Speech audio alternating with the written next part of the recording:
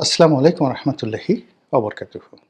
সম্মানিত দর্শক, বড় অসময় চলছে বাংলাদেশের রাজনীতিতে। আর সেই অসময়ে যে নির্মম, নিষ্ঠুর অথচ বাস্তব সমস্যাগুলো যেভাবে আলোচিত হচ্ছে, সে সকল আলোচনার ফলে সমাজে যে অস্থিরতা তৈরি হচ্ছে, যে অনিশ্চয়তা তৈরি হচ্ছে, যা কিনা এই ভূখণ্ডটিকে, এই ভূখণ্ডের মানচিত্রকে, পতাকাকে, ফসলের মাঠ, নদী-নালা, পাহাড়-পর্বতকে এবং এই ভূখণ্ডে বসবাসরত সকল প্রাণী, তার মধ্যে আশরাফুল মখলুকাত ১৮ কোটি বনি আদম যে বিপদ এবং বিপত্তির মধ্যে পড়ে গেছে। এরকম বিপদ এবং বিপত্তি মানব ইতিহাসের যে বিজ্ঞান, ভূগোল, অর্থনীতি যা কিছু লিখিত রয়েছে, সেখানে এতগুলো মানুষ, ১৮ কোটি মানুষ একই সঙ্গে বহুমুখী যে অনিশ্চয়তা এবং বিপদ বিপত্তির মধ্যে পড়ে গেছে ২০২৫ সনে, এটি অতীতে হয়েছিল কিনা আমার জানা নাই। যদি ২০১৪ থেকে আজ অবধি আওয়ামী লীগ জমানার শাসনকে আপনি কল্পনা করেন, এটি একটি অধ্যায়। আর গত ১৫ মাস ধরে যা কিছু হচ্ছে সেটি আরেকটি অধ্যায়। স্বভাব অনুযায়ী আমরা অতীতকে ভুলে যাই আর বর্তমান নিয়ে আলোচনা করি এবং আগামী ভবিষ্যৎ নিয়ে উদ্বিগ্ন থাকি। মানবের যে এই বৈশিষ্ট্য থেকে আমরা কেউ বের হয়ে যেতে পারবো না। ফলে এখন বর্তমান সমস্যা বা চলমান সমস্যা, সেটা যত ছোট হোক, যত ক্ষুদ্র হোক, কিংবা ধরুন যত বৃহৎ হোক, এটা নিয়ে আমরা এখন খুব ব্যস্ত। কিন্তু ১৯৭১-এ কী হয়েছিল, ৬১-তে কী হয়েছিল, ৫১-তে কী হয়েছিল, ১৯৮১-তে, ১৯৯১-তে, ২০০১-এ কিংবা ২০২১-এ কী হয়েছিল, এই কথাগুলো আমরা স্মরণ করতে চাই না। স্মরণ করা সম্ভব নয়। কেবলই আমরা স্মরণ করতে চাই আজকের এই দিনে আমাদের জীবনে কী ঘটছে। তো সেদিক থেকে এই ১৫ মাসের যে রেজিম, সেই রেজিমের একটি চরিত্র এবং আজকে আপনারা যারা ভিডিও দেখছেন সেই দিনকার বৈশিষ্ট্য, এই দুটোকে যদি আপনি একত্র করেন, তাহলে আপনি দেখতে পাবেন যে আমাদের জাতিগত বিভেদ, বিসংবাদ, অবিশ্বাস যে মাত্রায় গিয়েছে, আমাদের সোশ্যাল যে স্ট্রাকচার যেভাবে গড়ে উঠেছিল, সেই সোশ্যাল স্ট্রাকচারটি যে হুমকির মুখে পড়েছে,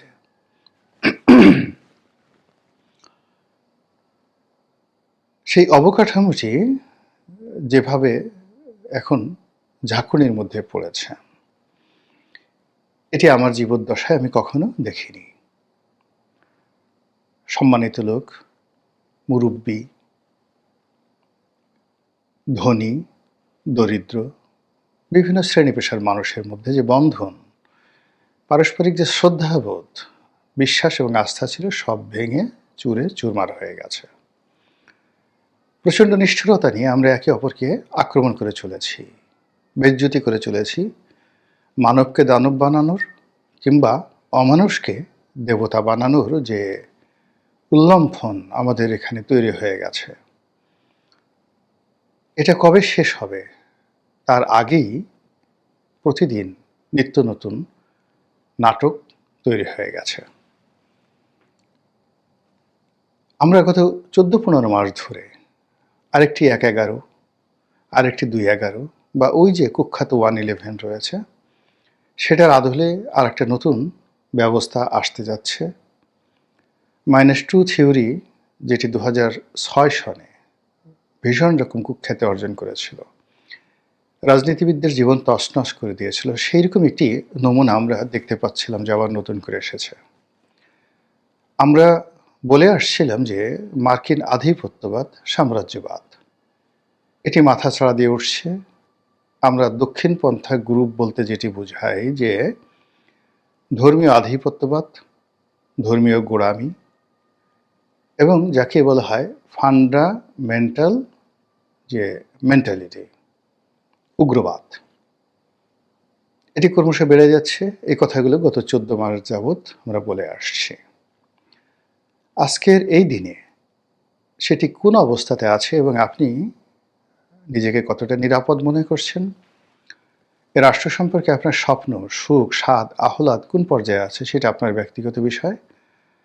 কিন্তু দেশের আপামর সাধারণ জনগণ যে ভালো নেই আমরা প্রায় প্রতিদিনই দেখতে পাচ্ছি সামাজিক মাধ্যম, গণমাধ্যম এবং সংবাদ মাধ্যমের খবরে।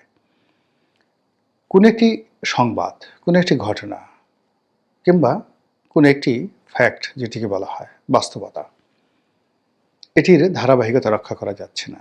কি নির্বাচন, কি সংস্কার, কি বর্তমান ডক্টর ইউনূস সাহেবের যে সরকারের কার্যকাল, মেয়াদ, কিংবা অন্য যা কিছু রাজনীতি সংক্রান্ত, তারেক রহমান সাহেবের আগমন, খালেদা জিয়ার সুস্থতা, আওয়ামী লীগের পতন, শেখ হাসিনার বিচার, কিংবা রিফাইন্ড আওয়ামী লীগ, রাজনৈতিক ঐক্য, এনসিপির ভবিষ্যৎ, মানে যা কিছু খুব আলোচনা হচ্ছে। এর মধ্যে সামাজিক মাধ্যমের অনেক হিরোর উত্থান, অনেক হিরোর পতন, নতুন নতুন হিরোর উত্থান, নতুন নতুন হিরোর পতন। সমাজে যারা কথা বলেন, শব্দ তৈরি করেন, যে ইনফ্লুয়েন্স তৈরি করেন, সোশ্যাল ইনফ্লুয়েন্সার, গত 14 মাসে 14টি সেট পরিবর্তন হয়ে গেছে, হারিয়ে গেছে। কেউ নেই, নতুন কেউ আসছে, মানুষ আর বিশ্বাস করতে পারছে না। ঠিক তেমন একটি অবস্থাতে আবার নতুন করে আওয়ামী লীগের নাম আসছে, নতুন করে বিএনপির নাম আসছে, নতুন করে তারেক জিয়ার নাম আসছে, নতুন করে জয়ের নাম আসছে এবং নতুন করে আবার 11-র কথা আসছে এই গত কয়েকদিন ধরে। প্রসঙ্গটা শুরু করেছিলেন আওয়ামী লীগ সভানেত্রী শেখ হাসিনার পুত্র জনাব সজীব ওয়াজেদ জয় তার একটি সাক্ষাৎকারে, যেটি তিনি দিয়েছিলেন বিবিসি বাংলার সঙ্গে। নানা কথা তিনি সেখানে বলেছেন এবং সে সকল কথার মধ্যে একটি উল্লেখযোগ্য কথা ওই সময়টাতে যখন তিনি বলেছিলেন তখন সেটি গুরুত্ব পায়নি। তা ছিল এরকম: আওয়ামী লীগ এবং বিএনপি এ দুটো দলের শীর্ষ পর্যায়ের যে নেতৃত্ব, এটি পরিবর্তন করার জন্য চাপ প্রয়োগ করা হচ্ছে, চেষ্টা করা হচ্ছে, এবং তাও আবার দেশের বাইরে থেকে। তিনি স্পষ্টভাবে বলেন এটা কি ইউরোপ থেকে নাকি আমেরিকা থেকে নাকি ভারত থেকে, কিন্তু তিনি যেটি বলেছেন যে আওয়ামী লীগের নেতৃত্ব পরিবর্তনের যে চাপ আছে দেশের বাইরে থেকে, একই চাপ বিএনপির উপরও আছে। ইট মিনস 11-র সময় সেই 2006 সনে যেভাবে বিএনপির নেতৃত্ব থেকে জিয়া পরিবারকে আর আওয়ামী লীগের নেতৃত্ব থেকে শেখ হাসিনা পরিবারকে বাদ দেওয়ার একটা প্রক্রিয়া ছিল, তার সঙ্গে সঙ্গে দলের যে সকল চিহ্নিত দুর্নীতিবাজ, অকর্মণ্য, তাদেরকেও বাদ দেওয়ার মতো একটা প্রক্রিয়া শুরু হয়েছিল 2006 সনে, এবং তখন সেটা ব্যর্থ হয়েছিল। এখন যারা সরকার পরিচালনা করেছেন বা করে চলেছেন তাদের কেউ কেউ সেই প্রক্রিয়ার সঙ্গে সরাসরি যুক্ত ছিলেন এবং তারা ব্যর্থ হয়েছিলেন সেই সময়টিতে। যে সেনাপতিরা ওই সময়টিতে অর্থাৎ 2006 সনে ব্যর্থ হয়েছিলেন, তারা ব্যর্থ হয়েছেন, কিন্তু তাদের প্রতিষ্ঠান তারা এখনো সক্রিয়। ফলে ওই কাজগুলো তখন রাষ্ট্রীয় মদতে হয়েছিল, ফলে রাষ্ট্রের বিভিন্ন তোষাখানাতে ওই সময়ের যে দলিল দস্তাবেজ রয়েছে, পরাজয়ের দলিল রয়েছে, সে সকল দলিল অধ্যয়ন করে এখনকার কেউ যদি সেই পরাজয়কে আবার বিজয়ে রূপান্তর করার চেষ্টা করেন, আমি তো আশ্চর্য হব না। যেটা বলছিলাম, সেই 11-র সময়টিতে যা কিছু হয়েছিল সেটি আবার নতুন করে এই সময়টিতে শুরু হচ্ছে বলে আমরা যেটা বলে আসছিলাম সেটিকে আবার সিল মেরে দিলেন জনাব সজীব ওয়াজেদ জয়। আর সজীব ওয়াজেদ জয়ের এই বক্তব্যের ধারাবাহিকতায় পরবর্তীতে প্রকৃতিতে যে ঘটনা ঘটল, বেগম জিয়া হঠাৎ করে অসুস্থ হয়ে পড়লেন। তার অসুস্থতা নিয়ে নানা রকম কথা আছে। এর কারণ হলো বিএনপির মধ্যে ভারতের দালাল আছে, আমেরিকার দালাল আছে, বর্তমান সরকারের দালাল আছে, সেনাবাহিনীর দালাল আছে, নানা রকম ট্যাগ বিএনপি বিরোধী যারা লোকজন রয়েছেন তারা করে যাচ্ছেন। বিএনপির মধ্যে একাধিক গ্রুপ উপগ্রুপ তৈরি করার জন্য কেউ বা ভারতপন্থী, কেউ বা মার্কিনপন্থী, কেউ বা তারেকপন্থী, কেউ বা খালেদাপন্থী, এরকম নানা রকম ট্যাগ দিয়ে এই দলটির মধ্যে বিভক্তি সৃষ্টির নানা রকম তৎপরতা চলছে গত 14 মাস ধরে। এরই মধ্যে বেগম জিয়া অসুস্থ হয়ে পড়লেন এবং এখন তার অসুস্থতা চরমে। আমরা কেউ বলতে পারছি না যে তিনি সুস্থ হবেন এবং স্বাভাবিকভাবে ফিরে আসবেন। সবাই বলার চেষ্টা করছে দুটো কথা।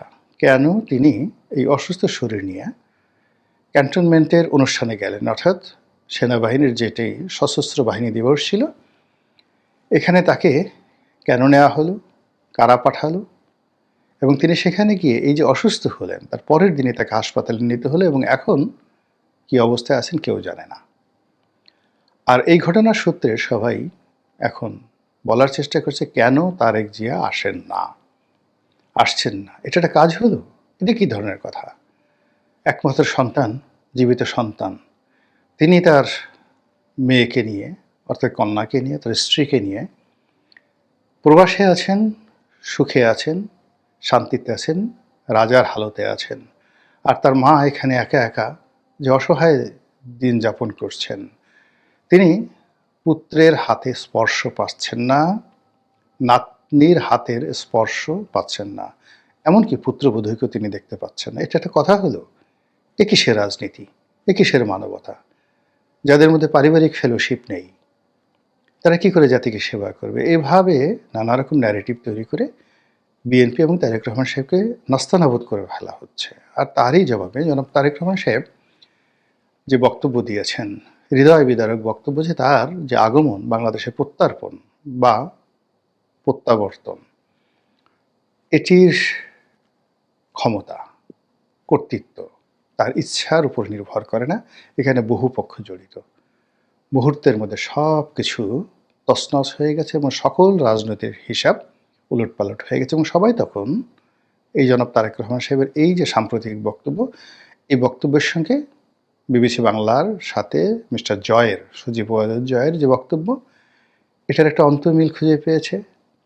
আর সেই অন্তর্মিলের সূত্রে এখন ১/১১-র সময়টিতে যেভাবে বিএনপি এবং আওয়ামী লীগের সম্মিলন হয়েছিল এবং যেভাবে এরশাদ জামানাতে বাধ্য হয়ে বিএনপি এবং আওয়ামী লীগ এক টেবিলে বসেছিলেন এবং বেগম খালেদা জিয়া এবং শেখ হাসিনা পাশাপাশি বসে জাতির উদ্ধারে, জাতির কল্যাণে তারা রাজনৈতিক পরিকল্পনা গ্রহণ করতে বাধ্য হয়েছিলেন, সেরকম একটা পরিস্থিতি কি এখন অনিবার্য হয়ে পড়েছে যখন আওয়ামী লীগ এবং বিএনপি যদি একত্র না হয় এবং কাঁধে কাঁধ না মিলায়, তাহলে হয়তো এই দুটো দলই হারিয়ে যাবে।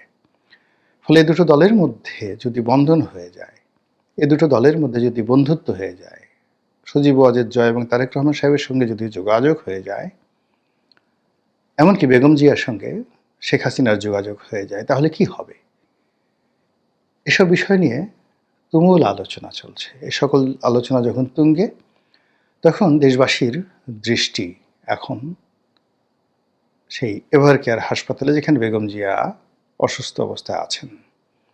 ঠিক সেই সময়টিতে ডিজিএফআই অফিসে কি হচ্ছে, ক্যান্টনমেন্টে কি হচ্ছে, বঙ্গভবনে কি হচ্ছে, গণভবনে কি হচ্ছে, গণভবন তো আর এখন নেই, মানে যমুনাতে কি হচ্ছে, তারপর মন্ত্রীপাড়ায় কি হচ্ছে, কূটনীতিবিদদের যে অঙ্গন, সেই যে ডিপ্লোম্যাটিক জোন, সেখানে কি হচ্ছে, কি হচ্ছে রাওয়ালপিন্ডিতে, কি হচ্ছে দিল্লিতে, কি হচ্ছে ওয়াশিংটনে বা পেন্টাগনে, ইত্যাদি বিষয়গুলো নিয়ে ভীষণ রকম আলোচনা হচ্ছে।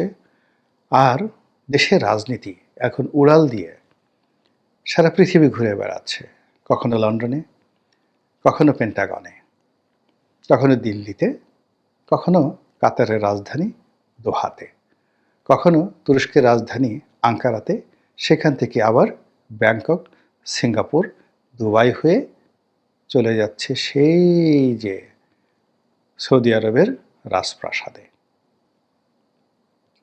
এভাবে যদি রাজনীতির ঘূর্ণিপাক হয়, তাহলে ভোট কোথায়? ভোটারই বা কোথায়? রাজনীতিবিদরা কোথায়? আমাদের কি ক্ষমতা আছে শুধুমাত্র সাফার করা ছাড়া বা দুর্ভোগ দুর্দশা পোহানো ছাড়া? মহান আল্লাহর কাছে সাহায্য চাই। আমরা পথ হারিয়ে ফেলেছি, আমরা অকৃতজ্ঞ হয়ে পড়েছি, এবং আল্লাহর দেয়া একটা নিয়ামত আমরা শুধুমাত্র অস্বীকার করিনি, অপমান করেছি। এজন্য অনেক আসমানি বালা মুসিবত আমাদেরকে পাকড়াও করে ফেলেছে। এই দুর্বিষহ অবস্থা থেকে পরিত্রাণের জন্য সেই সত্তার সাহায্য এবং আশ্রয় প্রার্থনা করছি, যিনি আমাদেরকে সৃষ্টি করেছেন, যিনি আমাদের জীবন দিয়েছেন, আমাদের মৃত্যুর মালিক এবং আমাদের শেষ দিন বিচার দিনের মালিক এবং জান্নাত জাহান্নামের ফয়সালাকারী। আসসালামু আলাইকুম রহমতুল্লাহি ওয়া বারাকাতুহু।